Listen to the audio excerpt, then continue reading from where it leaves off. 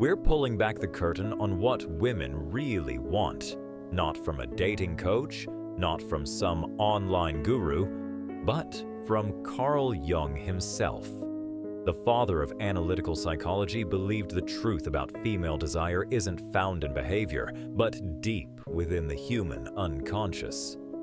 Whether you're trying to understand your partner better, figure out confusing dating patterns, or just curious about how attraction actually works, this will blow your mind.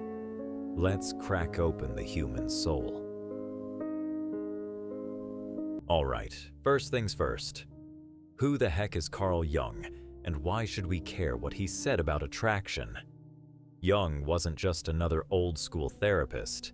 He's the guy who came up with ideas we now throw around in everyday conversations, like introvert versus extrovert, shadow work, synchronicity, and even personality types. The man basically laid the foundation for how we think about the mind and the soul. But one of his most powerful and honestly most misunderstood ideas was about the inner lives of men and women and how those inner parts shape what we want in love and relationships. Now, here's the key idea.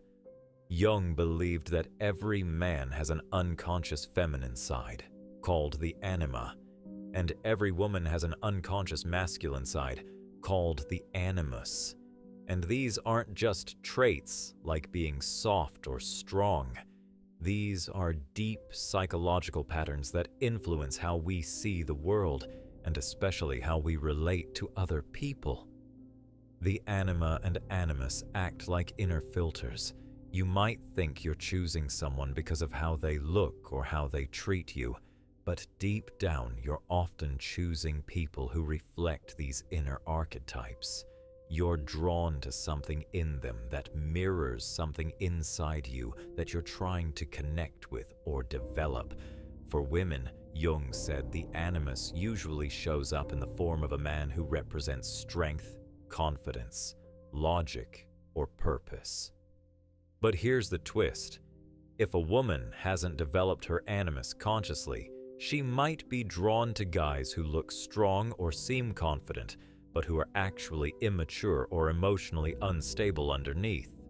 This is why a woman might keep going for the bad boy or the emotionally distant guy, even if she logically knows he's not good for her. That pattern? Jung would say it's not random. It's her unconscious trying to work something out. It's her psyche pulling her into relationships that reflect something she hasn't integrated yet. So, what women want? It's not just about preference. It's about inner wiring, something way deeper than what most people think. Let's unpack the animus a little more, because it's honestly one of the most important concepts Jung ever came up with when it comes to understanding attraction and desire. The animus is not one fixed idea. It evolves over time. Jung said it goes through different stages as a woman matures. In the early stages, the animus might show up as physical strength or raw masculinity. Think of those high school crushes on athletes or rebellious rock star types. But later, it shifts into attraction toward intellect, charisma, or leadership. Eventually, it matures into something even deeper, the desire for a partner who's wise, grounded, and emotionally present. So, when a woman is drawn to a certain type, she might be chasing something her inner masculine is craving, something she's trying to awaken in herself. For example, if she constantly finds herself pulled toward powerful, dominant men, it might be because she's trying to develop her own sense of power. Her animus is working behind the scenes, pulling her toward growth, whether she realizes it or not. Now, here's where it gets tricky. When she hasn't fully developed or understood her animus, she's more likely to project it onto people. That means she'll look at a man and see what she wants to see, an ideal, a savior, a soulmate, even if that's not who he really is. And when reality doesn't match the fantasy, that's when things fall apart. Because what she thought she was getting, the confident protector or intellectual equal, turns out to be a facade. Not because he tricked her, but because she projected her animus onto him. It's like falling in love with a character you created in your mind, then realizing the real person isn't even close. So what do women really want? According to Jung, it depends on where they are in their inner development. Some crave strength, others crave emotional connection, and others crave meaning. But all of it is driven by the animus, and understanding that can completely shift how we think about attraction. Let's talk about the moment when fantasy crashes into reality, because that's where things get real and often painful.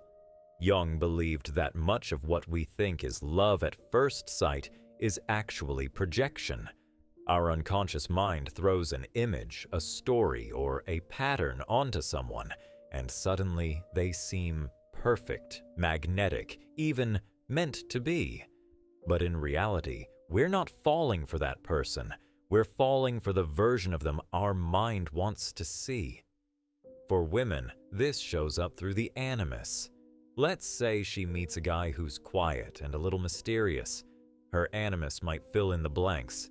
He must be deep, thoughtful, maybe even a little tortured in a poetic way. But what if he's just emotionally unavailable? What if he's quiet because he's not interested in connecting? The projection turns a red flag into a love song. This is why some women find themselves chasing men who are completely wrong for them.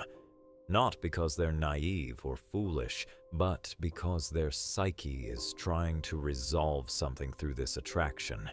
It's not random. It's the unconscious searching for a mirror. And when reality hits, that he's not who she imagined, it's heartbreaking. Not because he betrayed her, but because the illusion collapsed. And that collapse is actually good. It's necessary. It forces her to grow. That's when she begins to see clearly. She realizes she wasn't in love with him. She was in love with a part of herself that she hadn't yet claimed. The qualities she saw in him, strength, direction, confidence, were things her soul wanted her to develop in herself. So what does a woman really want? It's not the illusion. It's not even the guy. It's growth, self-knowledge, a connection that reflects her full truth, not just her unconscious longing. But often, that can only happen after the projection burns away. Let's get real. Most dating advice you see online today, it's like junk food. It tastes good for a second, but it doesn't actually nourish anything meaningful. Wait 3 hours before replying. Act like you don't care. Make her jealous so she values you more. This stuff is everywhere. But here's what Jung would say. These are distractions. They keep people trapped in shallow performances when what most people, especially women, really want is depth, authenticity, presence. Women are incredibly perceptive. It's not about them analyzing every word of your text. It's about energy.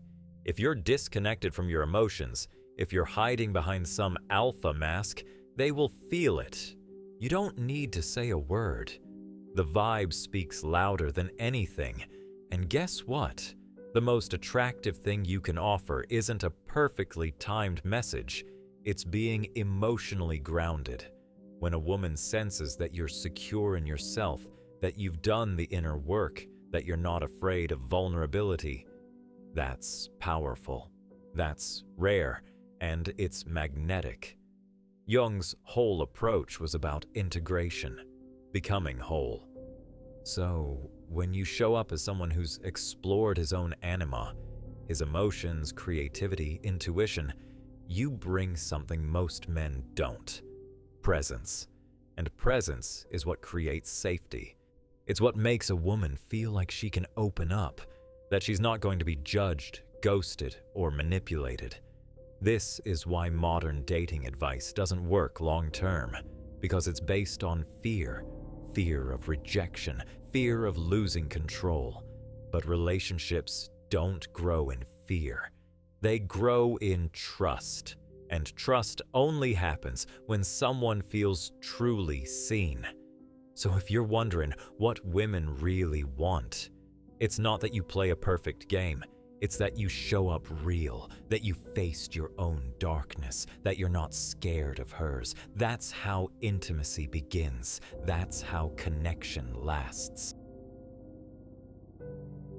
Let's talk about a story that hits right at the heart of everything Jung believed: the myth of Psyche and Eros. It's more than just an old tale. It's a psychological map of how love evolves from fantasy to truth. So here's the short version. Psyche is a mortal woman, and Eros, god of love, falls for her. But there's one condition. She's not allowed to look at him. Every night they're together, but always in the dark. It's magical, it's intimate, but also mysterious. She doesn't really know who he is.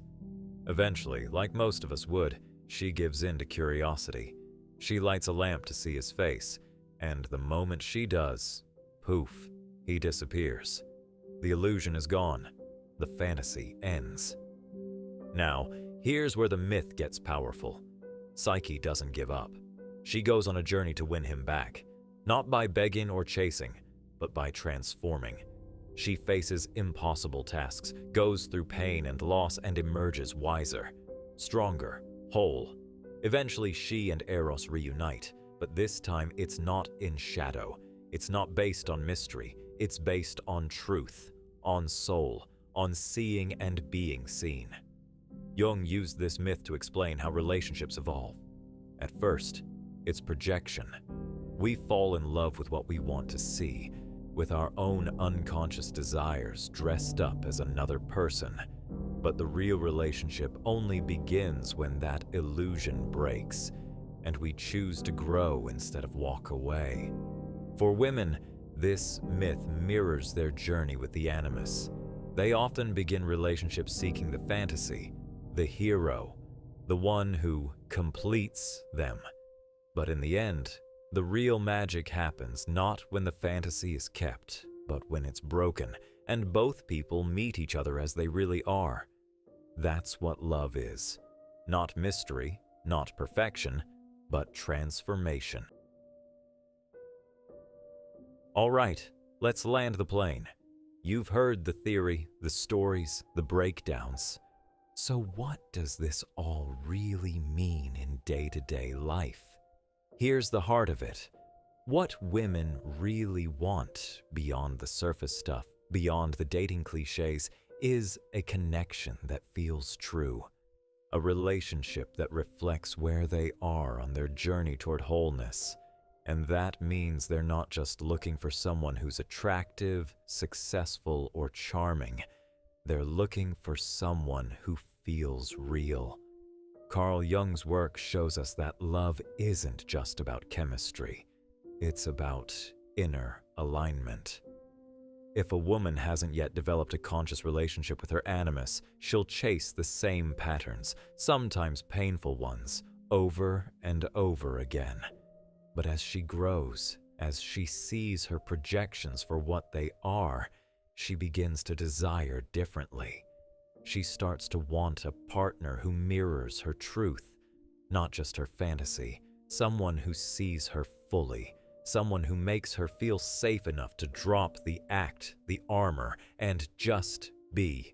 And you become that partner not by being perfect, but by being present, by exploring your own unconscious, by owning your emotional landscape instead of running from it, by facing your own shadow so you can meet hers with compassion, not fear. This is what it really means to be attractive, to be integrated, to be whole. Because here's the truth Jung left us with. The people we're most drawn to aren't random. They're mirrors. They're messengers. They're part of our journey to become who we're really meant to be. So, if you're serious about love, don't just chase the right person. Become the kind of person who's ready for the real thing. That's what women want. And deep down, it's what you want too.